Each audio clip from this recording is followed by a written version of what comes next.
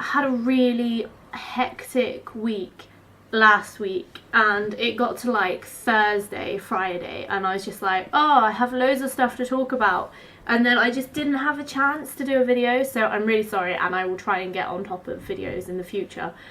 Tomorrow's my day off, so I was going to try and start doing them then, but I've got like my Christmas meal at work. I'm not sure if you can see behind me these Minion stands. I've literally just carried both of them home. It was almost as bad as when I carried that thing home. So there I was, like walking down the street from work. I'm so glad I live like 4 minutes away from where I work, but I need a new job so badly.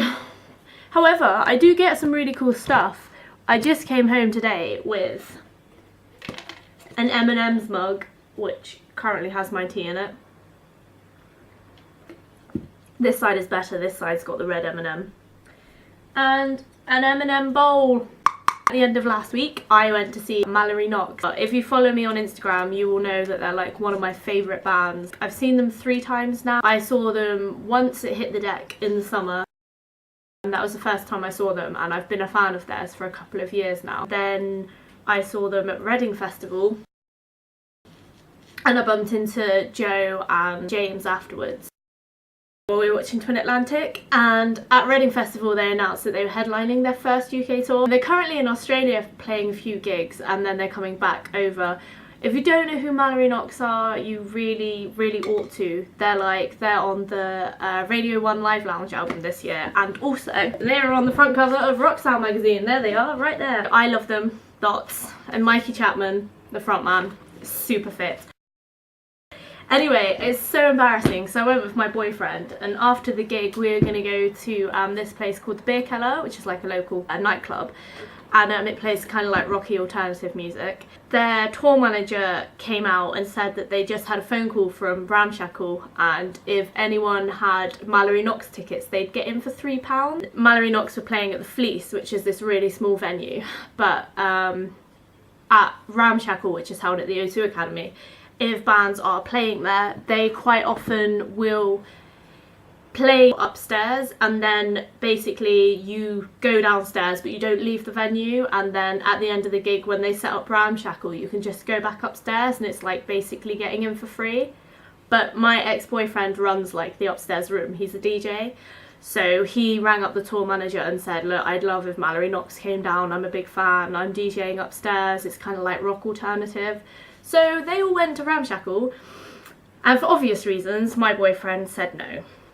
He then made me tell James and Joe exactly why he wasn't going, and he said to me like, you can go if you want, I'm not going with you, but you know, do you want to tell them why? And I was just stood there like, basically my ex-boyfriend runs the upstairs room, he's the DJ up there, and they said, oh, this is your current boyfriend, and I was like, yeah, and they're like, yeah, I was like, I live with him, and they're like, oh, but he's got a problem with it, and I was like, yeah. Even though after we went to see Sleeping with Sirens, we came home to drink a bit more, and then he wanted to get changed, we wanted to drop off our merch, and then we were going to go back to the O2 Academy, but I was really drunk and I fell over on the street and I pretty much cut my elbow and my hand and my wrist and all down my thigh, and it wasn't that great. So he picked me up and we went home because I was bleeding everywhere and crying because I was so drunk. So funny, I was running across the road and I nearly fell straight into like this sex shop called the Ambassador. I narrowly missed that, and I narrowly missed a car. I just landed in all the gravel at the side of the road, which was horrific. He made me tell these 2 people in this band that I love, and then the front man, I got all of them to tell him just to go to Ramshackle. Even the front man, Mikey Chapman, he like walked in the backstage bit, stuck his head back round the corner out at us on the street and went, dude, go to Ramshackle. But my boyfriend wasn't having any of it. So I guess my ex-boyfriend spent the night partying with Mallory Knox upstairs at the O2 Academy, and I might never get the opportunity again, and I'm really sad. Especially as the girl I went with, Steffi, my friend Steffi, she was gonna go home early so that she could get up and do like uni work the next day, but she ended up not making it because she was so tired. So I thought to myself, like, I could have gone to Ramshackle with her, you know, she would have gone, but she didn't go because she had loads of uni work to do, which she didn't do. But we went out for lunch the next day and we were wearing our Mallory Knox stuff. I love Davey, and I managed to catch, hang on, I'll go get it, Dave Ruling. I think he's my favourite, this That happy chappy right there, that is Dave Rawling. He's the drummer. He's like probably the least attractive, but he's going out with this girl called Jo Evans, and she's like an alt model. She's been in Front magazine and stuff. Basically, he's just really happy. And when I met them, they hit the deck. I had Dave to begin with. I had my photograph taken with him, and then I got Jo, and I also got James over, and then Sam came over. Now, Sam Douglas, when I was probably 21, I got into a band called We Are Fiction, and through them I discovered Mallory Knox. Now, nobody had ever heard of this band, but I absolutely loved them. And Sam Douglas started following me on Twitter, and I know that famous people follow random people if they're interested in other bands, and I was probably following We Are Fiction. But basically, long story short, he started following me. I got really excited, screen dumped it, started following him back, started going out with this guy who went and said to his friends, oh, that girl I'm going out with, she had her iPod on shuffle, and like Mallory Knox came on and it was awesome. And he came back and told me that his mates had said I was a keeper because Mallory Knox came on when we were together that night. So I said to him, oh, you think that's cool? And I went on Twitter and I showed him that Sam Douglas followed me. He was like really jealous. And then I went on to show somebody else a couple of months later, and he had unfollowed me. I decided that as a result of that, I wasn't going to follow anyone else from Mallory Knox on Twitter at all. I was just going to leave it. Davey was the first person who was doing the signing, so I got him to sign my little card that they gave me. And I went up and he frowned at me and he was like pointing, like about to say something, and I literally went, do you recognise me? He's like, yeah, I do. You look familiar. Like, I definitely know you from somewhere. And I started laughing and said, oh, I met you at Hit the Deck. I then went on to Jo and James, and they sort of like, yeah, we sort of recognise you, sort of. They didn't really seem to know, but one of them said, like, you look familiar. And then Sam said he knew who I was. And then I got to Mikey and I was like, hey, do you remember me? And he was like, no, I'm sorry, like, I've got no idea who you are. And I was like, that's fine. Had my photograph taken and got moved along. Dave, having said that to me, had got me really excited, and then I just got sad as the line went on. But then I bumped into James and Jo afterwards, and I had a massive discussion with them. So obviously, when I went to the Fleece to see them, they both recognised me. And then Dave come up to me and said, you know what, of course I recognise you. The way I remember you is because of your snake bite. And actually that night I was so tempted just to go to the gig without them in. I'd take them out for work and I put them back in, and I'd actually swindled an early so I didn't have to take holiday. Because every gig that I want to go to is on a Friday night, and I have to take the day off because I finish at 8 o'clock. Anyway, long story short, I love Dave. I think he's my favourite. You know, I saw Mikey outside at the Fleece and I said to him, hey, do you remember me? And his response was, no, I'm sorry. And I got really sad, and he was like, should I know who you are? And I was like, no, it's fine. Basically, my boyfriend had disheartened me. He was sick of waiting. We waited like 45 minutes for Mike to come out, and he said to me, look, he's not going to know who you are. You don't mean anything to him. You're one fan in a million. He doesn't care. And then for Mike to say that was just like devastating, especially as shortly before I got my first tattoo, I decided that I was going to get 2 Mallory Knox tattoos, one on my feet and one on my other thigh. I've got a ship on my thigh, and I'm going to get a lighthouse, and they've just brought out a lighthouse t-shirt from Mallory Knox, so I've got to rethink that one, but I definitely think I'm going to go for it because I wanted it before they had the t-shirt. But after Hit the Deck, I said to Mikey and the rest of the guys, like, oh, my favourite song is Keeping Secrets. Like, it means the world to me. I absolutely adore that song. It got me through like a really hard time.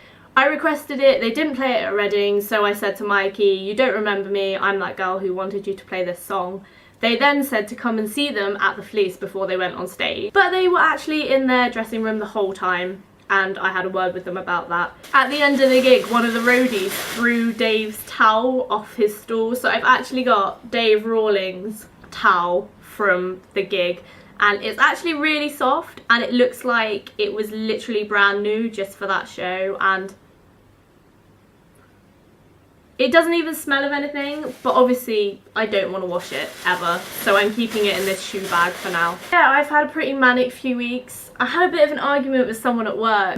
Before I got these lovely Minions over here, I had gone into home and leisure bit where all the DVDs are and games and stuff. When we get promotions, we always get, especially with films, we will get a stand, we will get free things, and we will also get like big display. And we had this massive Despicable Me archway, and when we had the Batman stuff in, they were giving away free masks. So I got a Catwoman and a Batman mask that were just cardboard masks that you can wear. With the Despicable Me ones, they had Minion balloons.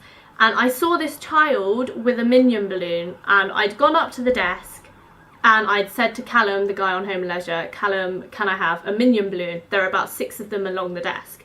5 of them were one-eyed Minions, and one of them had 2 eyes, and it was just literally a yellow balloon with the little Minion face.